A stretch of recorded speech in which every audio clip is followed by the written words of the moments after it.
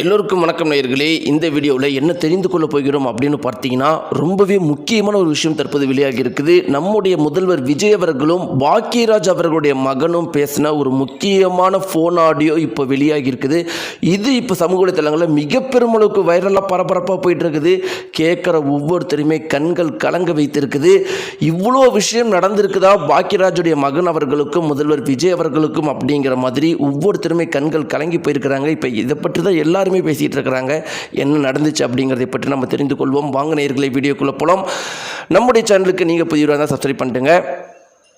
நேயர்களே, 2 நாட்களுக்கு முன்னாடி பாக்கியராஜ் அவர்கள் இறந்து போயிட்டார். அவருடைய மரண செய்தி மிக பெருமளவுக்கு சோகத்தை ஏற்படுத்தியிருக்குது. 90s கிட்ஸ் 80s கிட்ஸ் மட்டும்தான் பாக்கியராஜுடைய மரண செய்தியை கேட்டு அதிர்ந்து போய் சோகத்தில் இருக்கிறாங்களா அப்படின்னு கேட்டால் அதுதான் கிடையாது. 2K கிட்ஸ் வரைக்கும் சோகத்தில் இருக்கிறாங்க. இதிலிருந்து நம்ம எவ்வளோ தெளிவாக புரிஞ்சுக்கலாம் பாக்கியராஜ் அவர்கள் எந்த ஜென்ரேஷன் வரைக்கும் அவர் வந்து மனதையும் இதயத்தையும் பிடிச்சிருக்கார் அப்படிங்கிறத நம்ம தெரிஞ்சுக்கலாம். ரொம்பவே முக்கியமான விஷயம் நேயர்களே. 90s காலகட்டத்திலையும் ஒரு 2000s அந்த காலகட்டத்திலையும் பார்த்தீங்கன்னா வர படங்கள் எல்லாமே வர ஹீரோவுடைய கேரக்டர் வந்து மிக பெருமளவுக்கு 10 பேர்த்து அடிக்கிறவங்களா இருப்பாங்க.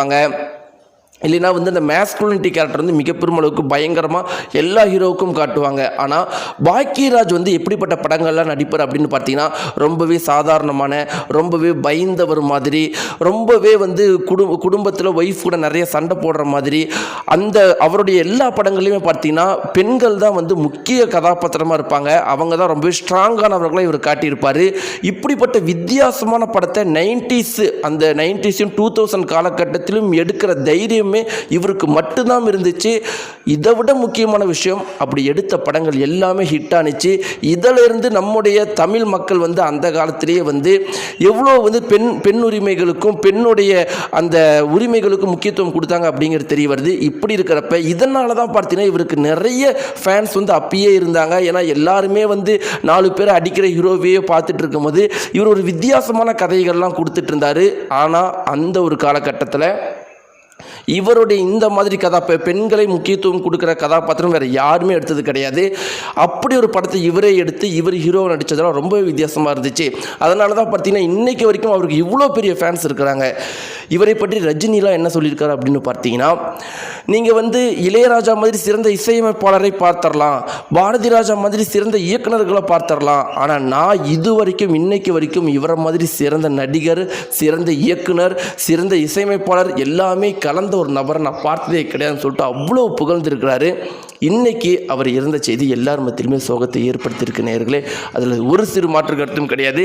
இப்படி எல்லாம் இருக்கிறப்ப இன்றைக்கி ஒரு குறிப்பிட்ட தகவல் மிக பெருமளவுக்கு வைரலாக போயிட்டுருக்கு. அந்த தகவல் என்ன இருக்குது அப்படின்னு பார்த்தீங்கன்னா, பாக்கியராஜ் மகனும் முதல்வர் விஜய் அவர்களும் பேசின குறிப்பிட்ட ஆடியோ. அதில் என்ன இருக்குது அப்படின்னு பார்த்தீங்கன்னா, பாக்கியராஜ் மகன் முதல்வர் விஜய் அவர்கள்கிட்ட முதல்ல என்ன சொல்கிறார் அப்படின்னு பார்த்தீங்கன்னா, அண்ணா, எனக்கு வந்து என்னுடைய அப்பாவுக்கு அப்புறம் என்னுடைய உறவாகவும் என்னுடைய எல்லாமாகவும் நான் பார்க்குறது, அண்ணனாக பார்க்கறது, இன்னொரு அப்பாவை பார்க்குறது எல்லாமே நான் உங்களை மட்டும்தான். என்னுடைய கல்யாணத்துக்கு நீங்கள் தான் எனக்கு தாலி எடுத்து கொடுத்தீங்க. அந்த முடிவை எனக்கு முன்னாடி என்னுடைய அப்பா தான் எடுத்தார். பாக்கியராஜ் என்னுடைய அப்பா தான் நீங்கள் தாலி எடுத்து கொடுத்து நான் கட்டணும் அப்படிங்கிற முடிவை எடுத்தார். அந்த அளவுக்கு என்னுடைய அப்பாவுக்கு உங்களை பிடிக்கும். அவர் ரொம்பவே சந்தோஷமாக இருந்தார். உங்களுடைய ஆட்சி காலத்தில் வாழ்கிறத நினச்சி ரொம்பவே சந்தோஷமாக இருந்தார். இன்றைக்கி அவர் இறந்து போயிருக்கிறாரு.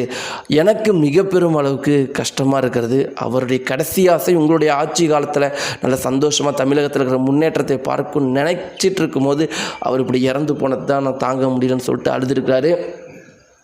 அதுக்கு முதல்வர் விஜய் அவர், சாந்தனு அழுகாத, எப்பயுமே நான் உனக்கு இருக்கிறேன். உனக்கு எப்போ என்ன விஷயம்னாலும் நீ எனக்கு ஃபோன் பண்ணு. எப்போ வந்து என்னை பார்க்குறதா இருந்தாலும் நீ வந்து என்னை பறையில் ஒரு ஃபோன் கால் பண்ணு. உனக்கு எதுவாக இருந்தாலும் நான் உனக்காக வந்து நிற்கிறேன் அப்படின்னு முதல்வர் விஜய் அவர்கள் பேசியிருக்கிறாரு. நேயர்களே, இந்த ஒரு குறிப்பிட்ட வீடியோ தகவல் மிக பெருமளவுக்கு வைரலாக போயிட்டுருக்கு. இதை பற்றி உங்களுடைய கருத்துக்களையும் முதல்வர் விஜயோடைய இந்த குணத்தை பற்றி உங்களுடைய கருத்துக்களையும் மறக்காம கன்பாஸை தெரிவிங்க. நன்றி.